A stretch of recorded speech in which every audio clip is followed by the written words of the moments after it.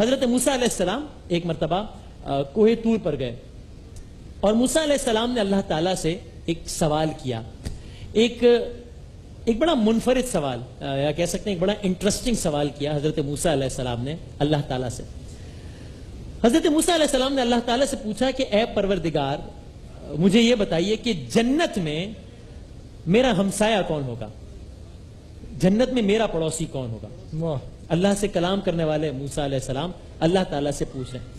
اب یہ سوال جتنا زیادہ منفرد ہے اس کا جواب اس سے بھی زیادہ انٹرسٹنگ اور منفرد تھا۔ یعنی جب میں یہ واقعہ پڑھ رہا تھا تو مجھے یہ لگا کہ شاید جواب میں کہا جائے گا کہ وہ فلاں شخص جو کہ بہت بڑا متقی ہے وہ آپ کا پڑوسی ہوگا، وہ فلاں شخص جس کا زہد بہت مشہور ہے اے موسیٰ وہ آپ کا پڑوسی ہوگا، وہ فلاں شخص جس کے سجدے، جس کی نمازیں، جس کی عبادتیں بہت مشہور ہیں اے موسیٰ وہ آپ کا پڑوسی ہوگا۔ لیکن اللہ تعالیٰ نے جواب کیا دیا؟ اللہ تعالیٰ نے کہا اے موسیٰ آپ ہی کے شہر میں ایک قصاب ہے، ایک قصاب، یعنی ہم عام زبان میں قصائی کہہ سکتے ہیں اس کو، جس کو عام زبان میں کہتے ہیں، ایک قصائی کہہ لیجئے، سمجھ لیجئے، ایک قصاب ہے آپ ہی کے شہر کا، وہ جنت میں آپ کا ہمسایہ ہوگا۔ سبحان اللہ۔ اب ظاہر ہے یہ ایک بڑی انٹرسٹنگ بات، اب فطری سی بات ہے، حضرت موسیٰ علیہ السلام کے دل میں اس شخص کو یا اس قصاب کو دیکھنے کی خواہش پیدا ہوئی، اللہ کے نبی کے دل میں اس قصاب سے ملنے کی خواہش پیدا ہوئی کہ آخر اس قصاب میں کون سی ایسی خوبی ہے کہ اسے جنت میں میرا پڑوسی ہونے کا شرف حاصل ہو رہا ہے، بلکہ ہو چکا ہے۔ اللہ تعالیٰ نے کہہ دیا تو ظاہر ہے بات ختم ہو گئی۔ آخر کار حضرت موسیٰ علیہ السلام اس قصاب کے پاس پہنچے۔ وہ قصاب اپنی بالکل معمولات زندگی کے عین مطابق اپنی دکان پر بیٹھا ہوا تھا، گوشت بیچ رہا تھا، گوشت کاٹ رہا تھا۔ موسیٰ علیہ السلام اس کے دکان پہ جا کے ایک کونے پہ جا کے بیٹھ گئے، اب اس کی فراغت کا انتظار کر رہے ہیں۔ اب یہ بات میں نے کہہ دی، آپ نے سن لی، لیکن ذرا سوچئے ایک قصاب کا انتظار کر رہے ہیں اللہ کے نبی کلیم اللہ، انتظار کر رہے ہیں ایک قصاب کا۔ کچھ دیر کے بعد قصاب نے ایک کپڑے میں کچھ گوشت باندھا اور اپنے گھر چل پڑا۔ حضرت موسیٰ علیہ السلام بھی اس قصاب کے پیچھے پیچھے چلنا شروع ہو گئے۔ اب آگے آگے وہ قصاب ہے، پیچھے پیچھے کلیم اللہ ہے، پیچھے پیچھے اللہ کے نبی ہیں۔ قصاب آگے جا رہے ہیں اپنے گھر کی جانب، موسیٰ علیہ السلام اس کے، یا میں یوں کہہ لوں کہ آگے قصاب ہے اور پیچھے اس قصاب کے جنت میں پڑوسی یعنی کہ حضرت موسیٰ علیہ السلام۔ وہ قصاب اپنے ایک چھوٹے سے مکان تک پہنچا اور اللہ کے نبی نے دیکھا کہ اس کمرے میں ایک بیمار خاتون، ایک بوڑھی خاتون ایک کونے پر ایک تختے پر لیٹی ہوئی تھی۔ یہ خاتون اس قصاب کی ماں تھی، اس قصاب کی والدہ تھی یہ خاتون۔ اب موسیٰ علیہ السلام دیکھ رہے ہیں کہ اس قصاب نے سب سے پہلے اپنی ماں کے قدم چومے، اپنی ماں کا ہاتھ منہ دھلایا، صفائی ستھرائی کی، کیونکہ وہ اس حالت میں تھی، عمر کے حصے میں تھی کہ جہاں وہ اپنی طہارت اور پاکیزگی کا بھی خود سے خیال نہیں رکھ سکتی تھی۔ تو صفائی ستھرائی وغیرہ کی اور اس کے بعد ان کے کپڑے بدلے، اپنے ہاتھ سے کھانا بنایا اور اپنے ہاتھوں سے چھوٹے چھوٹے نوالے بنانے کے بعد اپنی ماں کے منہ میں ڈالنا شروع کیا۔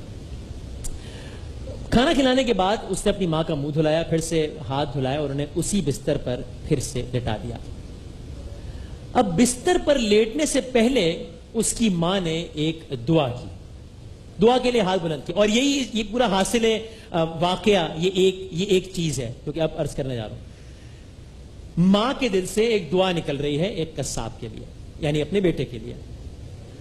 جب اس قصاب نے اپنی ماں کو بستر پر لٹایا، ماں لیٹی اور اس نے دستے دعا بلند کیے اور کیا کہا، اپنے کانپتے ہاتھوں کو جنبش دی، اپنی لرزتی ہوئی زبان کو جنبش دی اور اس نے کہا اے پروردگار، اے پروردگار، میرا یہ فرزند جو میری اس حالت میں، جب میں اپنی صفائی کا، اپنی پاکیزگی کا، اپنی طہارت کا خیال نہیں رکھ سکتی، جو میرا اتنا خیال کرتا ہے، جو میرے پل پل کا خیال کر رہا ہے، جو میرے منہ میں نوالے بنا بنا کر کھلا رہا ہے، تو اس کو میری اس خدمت کا یہ اجر دینا کہ اسے جنت میں موسیٰ کا پڑوسی بنا دینا۔